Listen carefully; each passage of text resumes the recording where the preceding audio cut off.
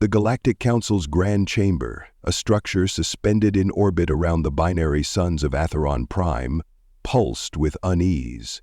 Representatives from 1,000 civilizations filled the chamber, their diverse forms shimmering under the refracted light of the pulsar beams. The scent of ozone, the result of constant telepathic debates, lingered in the air. For all its grandeur, the council had never been so fractured. At the center of the room, Counselor Ishari of the Krytharn Collective, a towering crystalline being, struck her staff of quorum against the floor. The sound resonated like a chime through the chamber, silencing the cacophony of arguments. "Delegates," Ishari's voice, modulated through an interpreter sphere, cut through the tension. "We gather here on the brink of calamity. The axis of dominion advances relentlessly, assimilating entire star systems into their war machine. Now, rumors spread that Earth, the unnoticed backwater of the Milky Way, may become their next target."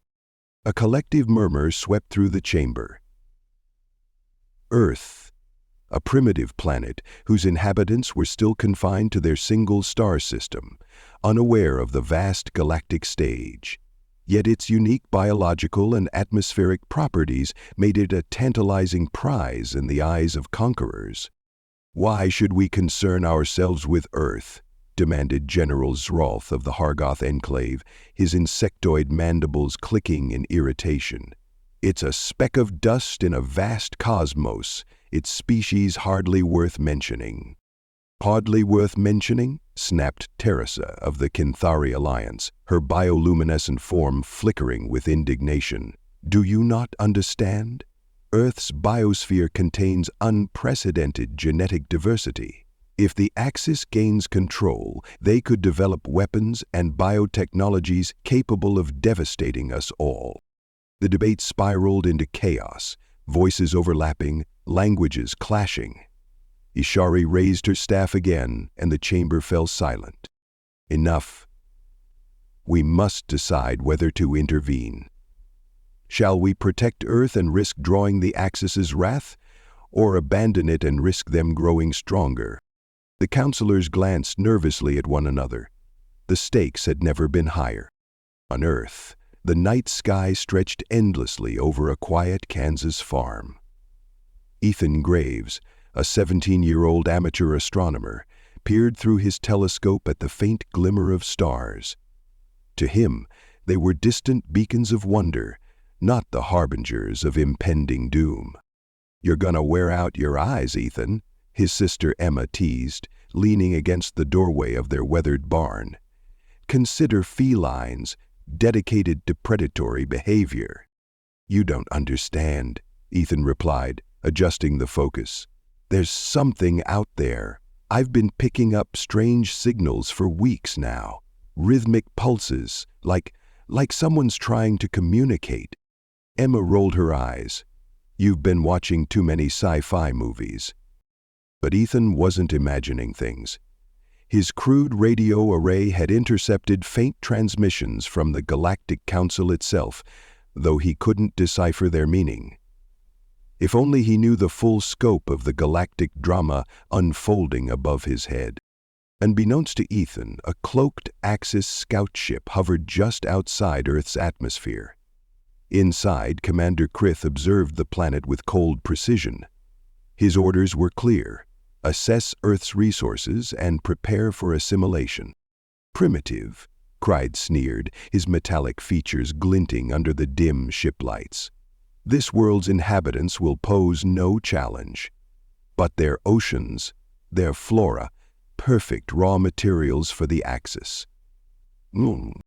As Krith prepared his report, his ship's sensors picked up an anomaly, a ripple in the fabric of space-time.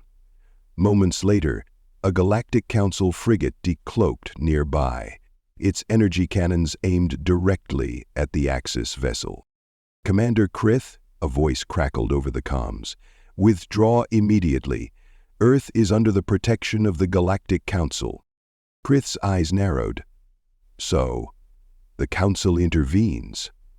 Interesting." The Axis scout ship disappeared into hyperspace, leaving the Council frigate to monitor the unsuspecting planet below. Far from the view of the Axis and the Galactic Council, Ethan's fascination with the stars was intensifying. He had built a makeshift observatory in the barn, filled with second-hand equipment and a clutter of notebooks scribbled with calculations. His parents dismissed his obsession as a phase, while Emma supported him with quiet amusement. But Ethan was certain he was on the verge of discovering something incredible, and even one night, as he calibrated his radio equipment, the rhythmic signals he had been tracking changed. They grew stronger, clearer. A pattern emerged, mathematical, deliberate, unmistakably artificial. Ethan's heart raced. "This isn't natural," he murmured. He recorded the data, his mind spinning with possibilities. Could it be a message from intelligent life? He didn't realize that his rudimentary transmission had been picked up by both the Galactic Council frigate and the Axis scouts. To them it was a signal flare, an inadvertent declaration of Earth's awareness of the wider universe. In the Council frigate, Commander Lyrian of the Althran Confederacy studied the intercepted signal. Lyrian, a being with a shimmering, translucent form, was one of the galaxy's foremost experts on first contact scenarios.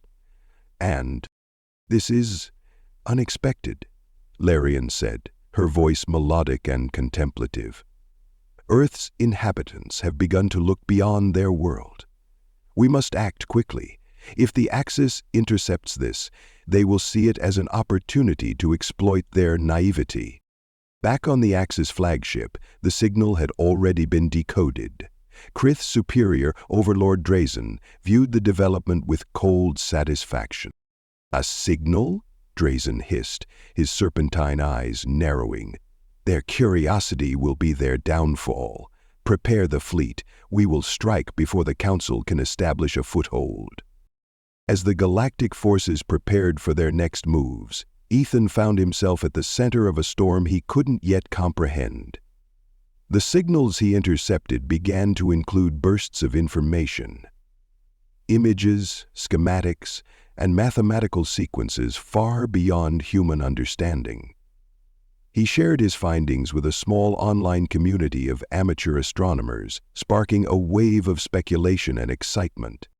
"This could change everything," Ethan typed in a forum post. "If this is real, it's proof we're not alone." But his excitement was short-lived. Late one night, as he reviewed the data, a low hum filled the barn. The lights flickered, and a strange shimmering figure materialized before him. It was Lyrian, her form barely stable in the planet's dense atmosphere. "Do not be afraid," she said, her voice resonating directly in his mind. "I am Lyrian, an envoy of the Galactic Council. Your world is in grave danger." Ethan froze, his mind struggling to process what he was seeing and hearing. "Danger? What are you talking about?" "The Axis of Dominion has set their sights on your planet," Lyrian explained. "Your transmissions have drawn their attention. We have little time to prepare." Ethan's hands trembled. "What do you mean? Who are the Axis?" "A conquering force that absorbs worlds into their empire, exploiting their resources and erasing their identities," Lyrian replied. "They will stop at nothing to claim Earth. But the Council wishes to protect you. We must act quickly." As Lyrian spoke, Ethan's mind raced with questions and fears. The universe had suddenly become much larger and far more dangerous than he had ever imagined. But one thing was clear: Earth's fate now depended on him and the choices he would make in the days to come. The Galactic Council's Grand Chamber had spoken, but its resolution had left as many questions as answers. While the Council agreed to protect Earth, the logistics of such a mission were daunting. As deliberations dragged on among the stars, the drama on Earth unfolded in ways no one, human or otherwise, could predict. Ethan Graves adjusted the dials on his makeshift radio telescope, his fingers trembling with both excitement and frustration. He'd spent weeks tracking the mysterious signals emanating from deep space, but tonight they were stronger and more distinct than ever. The steady rhythm had evolved into something far more complex, patterns of mathematical precision, interspersed with tones that resonated like a haunting melody. "This isn't natural," Ethan whispered to himself. The thought sent a shiver down his spine. He pulled his notebook closer, scribbling down the sequences he was detecting. Pressure? Sensation. It had started innocently enough, faint pulses barely distinguishable from cosmic background noise. But as the weeks passed, the transmissions grew more pronounced. Ethan's crude equipment wasn't powerful enough to fully decode them, but he knew one thing for certain. Someone, or some things, was sending them. He glanced over at his computer screen, where a spectrum analyzer displayed a mesmerizing dance of frequencies. "What are you trying to tell me?" he murmured. He felt like a child attempting to understand an ancient language, tantalized by its beauty but lost in its complexity. Unbeknownst to Ethan, his discovery had not gone unnoticed. High above Earth's atmosphere, cloaked ships from both the Galactic Council and the Axis of Dominion monitored the planet. Every signal Ethan intercepted was a breadcrumb in a game of interstellar strategy. On board the Galactic Council's observation frigate, Commander Lyrian analyzed Ether's intercepted signals with growing concern. Her translucent, shimmering form hovered over the ship's holotable, which displayed a three-dimensional map of Earth's communication network. Each glowing node represented a potential vulnerability. The planet's primitive technology made it an easy target for Axis infiltration. "He's persistent," Lyrian noted, her voice melodic but tinged with worry. "For a species so young, this human demonstrates remarkable ingenuity." Her first officer, a squat armored being named Grelth, grunted in agreement. "But his curiosity could doom them all. The Axis will exploit this. If they decode the signals, they'll find their way here." Lyrian nodded. The Axis was relentless in its pursuit of dominance. They viewed planets like Earth not as homes, but as resources to be stripped and consumed. The Council's decision to protect Earth was bold but risky. It had drawn a line in the galactic sand. The loneliness was as serious as ever. Except for the elderly man in black. "We must make contact before the Axis does," Lyrian said firmly. "Prepare the emissary beacon. We can no longer afford to observe in silence." Back on Earth, Ethan's night took a dramatic turn. Just as he was preparing to record another sequence, his equipment surged with an electric hum. The air around him grew thick, and a blinding light filled the barn. Ethan shielded his eyes, stumbling backward as the light coalesced into a shape. When the glow subsided, he found himself staring at a figure unlike anything he'd ever imagined. It was tall and humanoid, but its form shimmered like liquid crystal, constantly shifting and refracting the dim light of the barn. The figure spoke, but not with its mouth. Instead, its voice resonated directly in Ethan's mind. "Ethan Graves," it said, "do not be afraid. I am Lyrian, an envoy of the Galactic Council." Ethan's legs felt like jelly. He gripped the edge of his workbench for support, his heart hammering in his chest. What? "You have detected our transmissions," Lyrian continued, her tone calm but urgent. "This has drawn the attention of the Axis of Dominion, a force that seeks to conquer and consume. Your planet is in great danger." Ethan blinked, struggling to process the words. The idea of life beyond Earth had always been a dream, a distant possibility. Now it stood before him, and it was warning of imminent peril. "Danger?" he stammered. "What do you mean? Who are the Axis?" "They are conquerors," Lyrian explained. They assimilate worlds into their empire, stripping them of resources and enslaving their populations. Your discovery has made Earth a target. We must act quickly to protect your people." Ethan's mind raced. Protect us? How? We don't even have spaceships that can leave our solar system. Lyrian's crystalline form shifted slightly, a gesture Ethan interpreted as a nod. "That is why I am here. The Galactic Council wishes to aid you, but to do so, we need your cooperation. You must help us understand your world and its vulnerabilities." Ethan's initial fear began to give way to determination. If what Lyrian said was true, then the stakes were far greater than he'd ever imagined. Before Lyrian could answer, a deafening roar echoed through the barn. The lights flickered, and the ground trembled. Outside, the sky erupted in a cascade of fire and lightning as an Axis scout ship decloaked, its weapons targeting the surrounding area. "They've found us!" Lyrian exclaimed, her form flickering. "We must leave immediately." Ethan barely had time to react as Lyrian extended a hand. In an instant, the barn dissolved around him, replaced by the interior of the Council's frigate. The air was cool and sterile, filled with a faint hum of machinery. Ethan staggered, overwhelmed by the sudden change. "Welcome aboard," Lyrian said, her voice steady despite the chaos. "You are now under the protection of the Galactic Council." Ethan's jaw dropped as he took in his surroundings.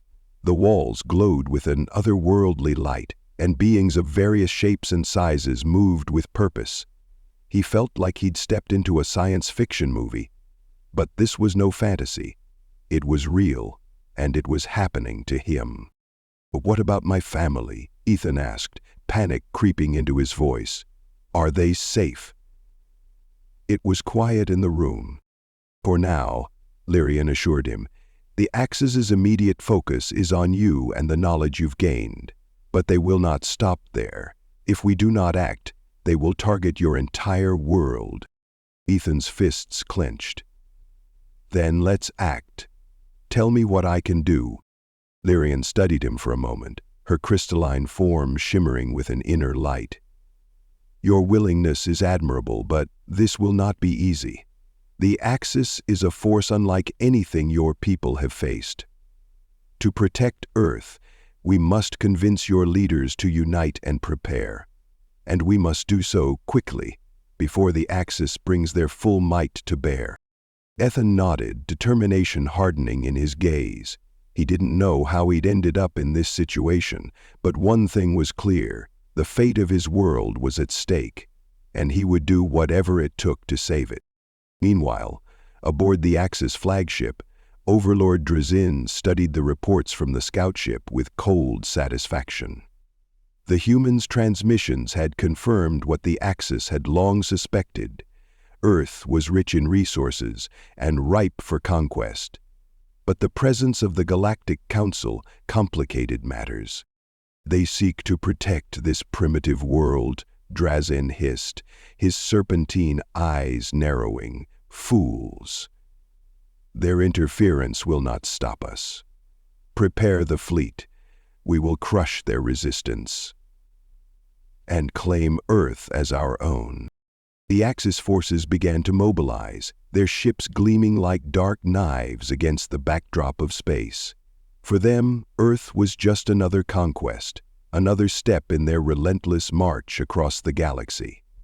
But this time, they would face an alliance determined to stand. Ethan Graves had always felt like a small fish in a vast ocean. But now, standing on the bridge of the Galactic Council frigate, he felt like a minnow staring down a tidal wave. Around him, the alien crew worked in perfect synchronization, their diverse forms and technologies blending seamlessly into a coordinated effort. Yet the weight of the moment pressed heavily on his shoulders.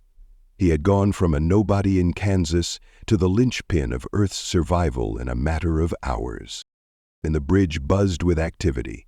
Holographic displays projected a three-dimensional map of Earth and its surrounding space. Small red icons, representing Axis scout ships, blinked ominously near the planet's orbit. Each second that passed brought them closer to a full-scale invasion. "Ethan!" Commander Lyrian said, her crystalline form shifting as she approached him. Her voice resonated both in his ears and his mind, soothing yet commanding. "I need you to focus. The decisions we make now will determine the fate of your world."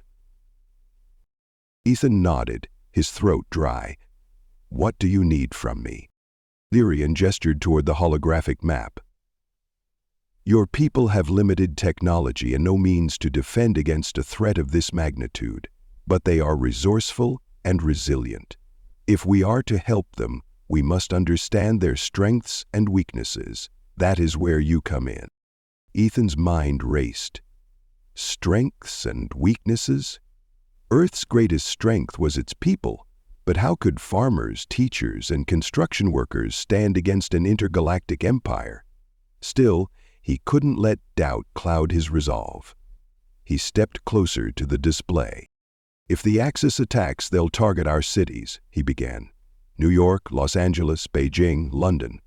But those aren't just population centers. They're hubs of communication and infrastructure. If we lose them, we'll be paralyzed." Lyrian nodded. "Then we must ensure that doesn't happen.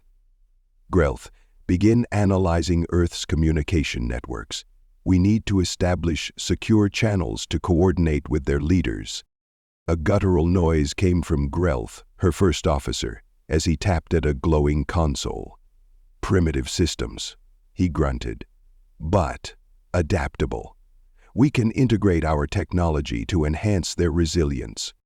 Ethan glanced nervously at Grelth, whose armored form and sharp mandibles gave him the appearance of a giant predatory insect. Despite his intimidating presence, Grelth's efficiency was undeniable. "And what about weapons?" Ethan asked. "If the Axis attacks, we'll need a way to fight back." Lyrian hesitated. "Introducing advanced weaponry to a planet as young as yours is dangerous. It could destabilize your society, even if we succeed in repelling the Axis." "But if we don't do something, we're sitting ducks," Ethan countered. "There has to be a middle ground." Lyrian's form shimmered, a sign of her internal deliberation. Finally, she turned to a nearby console. "Begin simulations. Let's identify defensive measures that will protect Earth without upsetting its balance." Meanwhile, aboard the Axis flagship Oblivion, Overlord Drazen loomed over his subordinates. The chamber was dimly lit, the air thick with the scent of burning ozone.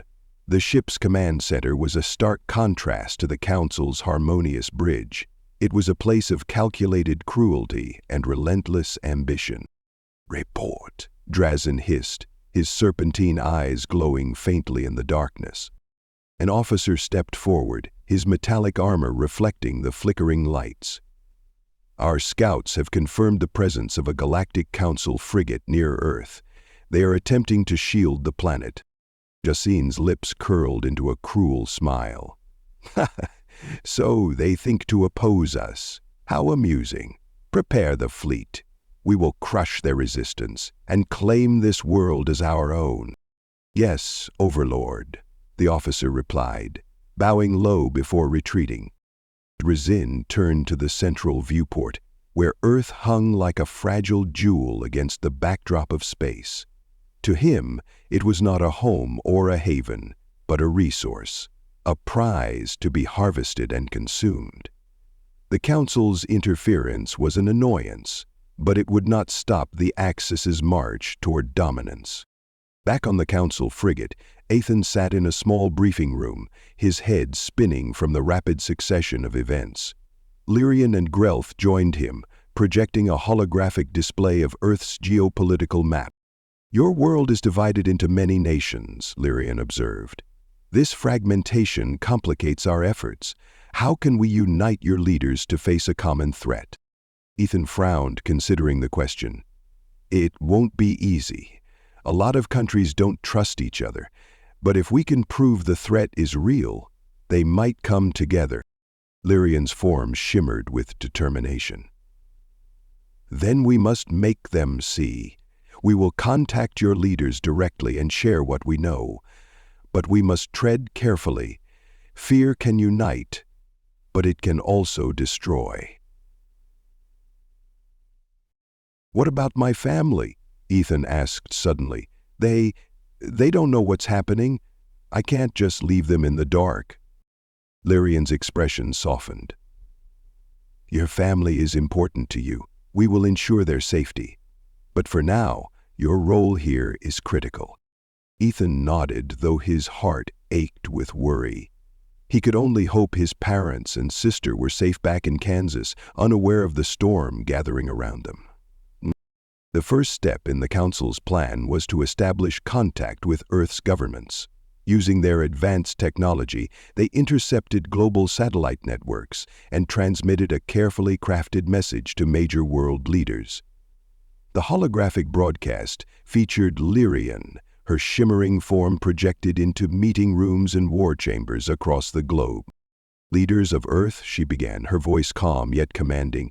I am Lyrian, an envoy of the Galactic Council. Your planet faces an unprecedented threat.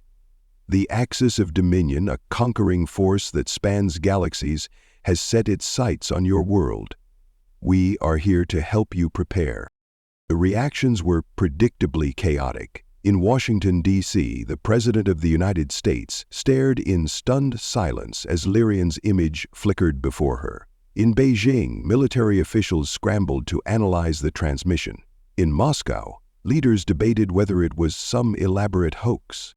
This is madness, one advisor muttered. Aliens, intergalactic wars, it's preposterous.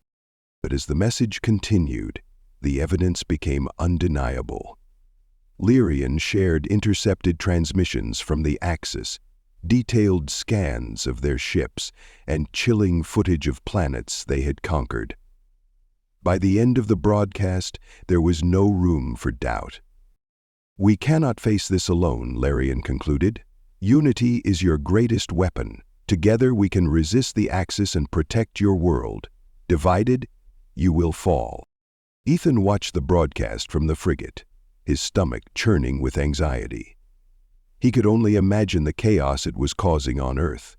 Would his world's leaders rise to the challenge, or would fear and mistrust tear them apart?